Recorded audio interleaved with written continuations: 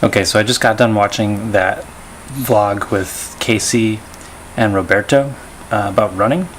So I took his advice for beginners, since I've never really ran in my life, and decided to focus on time instead of distance. So I started out with a goal of running 2 minutes, pushed myself a little bit, ran about 3.5 minutes. I was dying afterward. I'm not a runner, so out of shape. But it's a start, right? So I used to be fairly into fitness. I've fallen out of it kind of since moving here to Sacramento. So decided, I'm 30 years old, enough is enough. If I continue down this trajectory, I'm going to be, just fat and unhappy like most of America. So I needed to make a change. So I'm going to start doing this running thing as much as I can and see if I can turn that 3.5 minute run into an hour run by the end of summer. Alright, so today I'm going to take you along with me as I go to a real estate shoot. Now, I don't do these that often. I just happened to get a text the other day asking if I was available to do a shoot today. So thankfully it's actually walking distance from my apartment in Midtown. So let's walk there and I'll show you what doing a real estate shoot is all about. And because I want to start doing more sort of educational, behind the scenes kind of content, especially when it comes to like creation of videos, photos, things like that, I thought I would show you what I'm going to use for this real estate shoot.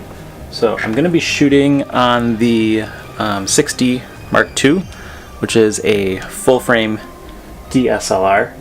That'll allow me to use the full focal range of my wide angle lens, and that's really important because wide angle shots, real estate, small rooms, important. So that's not the lens I have on the camera right now, so I'm going to switch that. So I'm going to use the 16-35. This isn't the super fast 2.8 version of the lens, but with real estate photography, which is what I got this lens primarily for, I don't need super wide apertures because I'm usually shooting somewhere between like f8 and f11 because I'm trying to get the whole room in focus. So it's not a super big deal. Sure, that extra light would be nice when I'm shooting in sort of dark spaces. However, I just crank the ISO.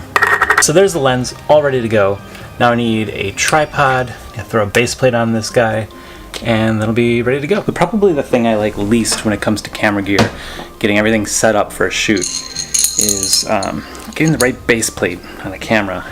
So I've got base plate for the Joby GorillaPod that I'm using on this camera that I'm filming on right now. I've got this larger base plate, Manfrotto style, for the glide cam and the tripod, and then I have this like mini Manfrotto style base plate that I use on the monopod. It's just switching those back and forth is a pain. And then I've also got these, which go on the bottom for the camera strap that I use.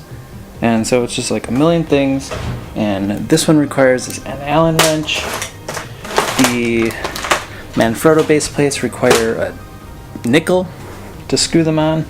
Thankfully the GorillaPod one has a little kind of D-ring that you can turn it with, but it's just like, I really need to kind of simplify, and I'm sure there's a way to do this, to stack base plates to get one base plate that sort of can go from tripod to tripod to tripod without having to switch them out, but that's just not something I've tackled yet.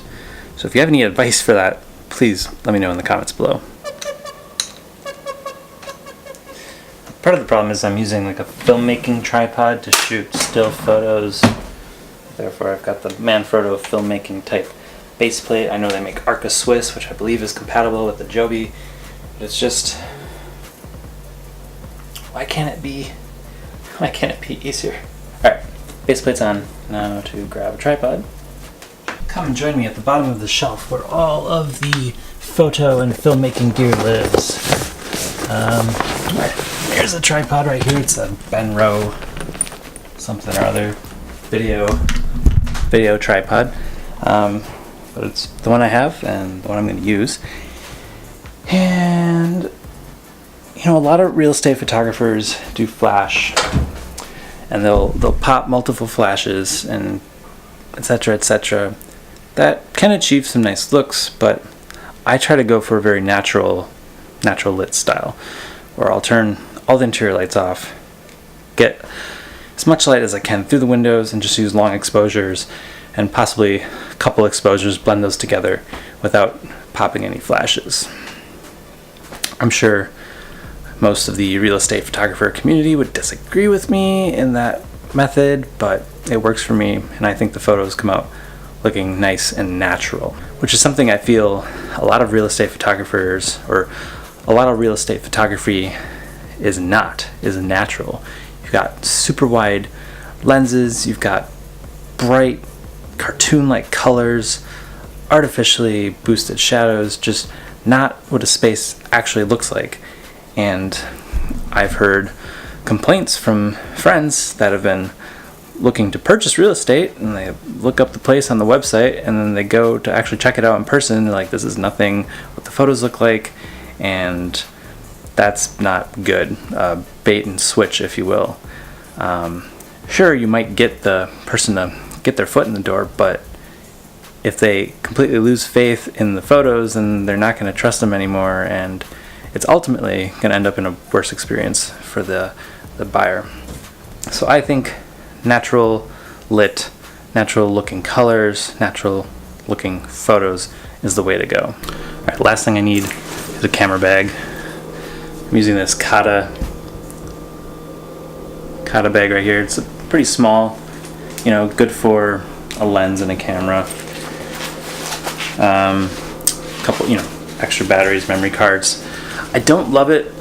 It's not the easiest to open and work with, but it's what I've got right now.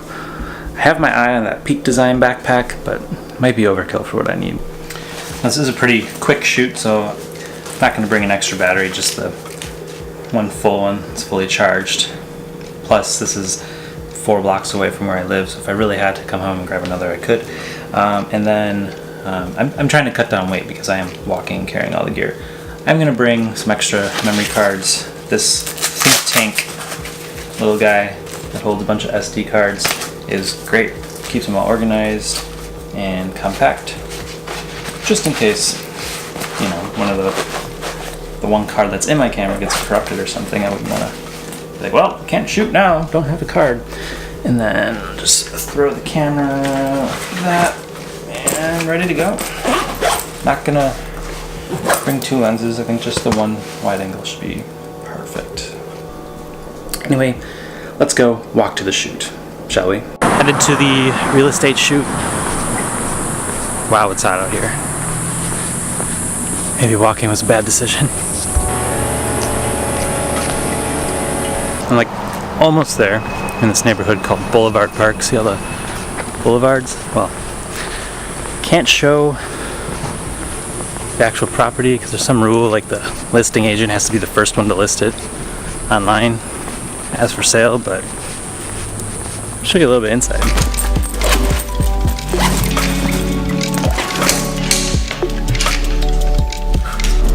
Alright, I finally got in, camera set up. I don't know why it took me so long to figure out the lockbox on the door, but anyway, here, first thing I do is level out the camera. Use the in-camera levels to help with that, and tripod's got a nice ball at the base of it, so makes leveling it pretty simple, both horizontally and vertically, because you want your vertical lines to stay vertical, not lean back or forward.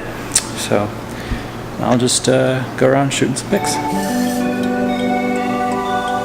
And then most of the shoot is just all about coverage. Making sure you don't miss any angles, looking at the room from both directions, highlighting the architectural features, which this place actually has some cool features, like the staircase there and the curve right there. But yeah, I'll probably spend about 45 minutes shooting here. And review the photos, make sure I didn't miss anything, and then we'll move to the exterior. All right, that's a wrap on the interior. Turn off all the lights, get everything back the way it was when I came. And then go shoot some exterior stuff. And one thing, once I get all my sort of, safe shots, the required ones, then I'll try to get some of the fun shots to capture some of the architecture too. So, did a few unconventional shots to try to get this area up here, which not tilting the lens at all, which is typically a rule you want to follow in architecture and real estate. Well, sometimes you have to break that rule. All right, so now all that's left to do is go do some quick exteriors, and the agent in this case wanted me to take some pictures of the neighborhood since it is right here in Midtown. So it's kind of a big selling point, living right down here in Midtown. So I'm gonna walk around, take some pictures of the local coffee shops and things like that. So I think I'm just gonna do that with the smaller camera that I'm vlogging on right now. But the exteriors I'll do with the big camera. So let's do that.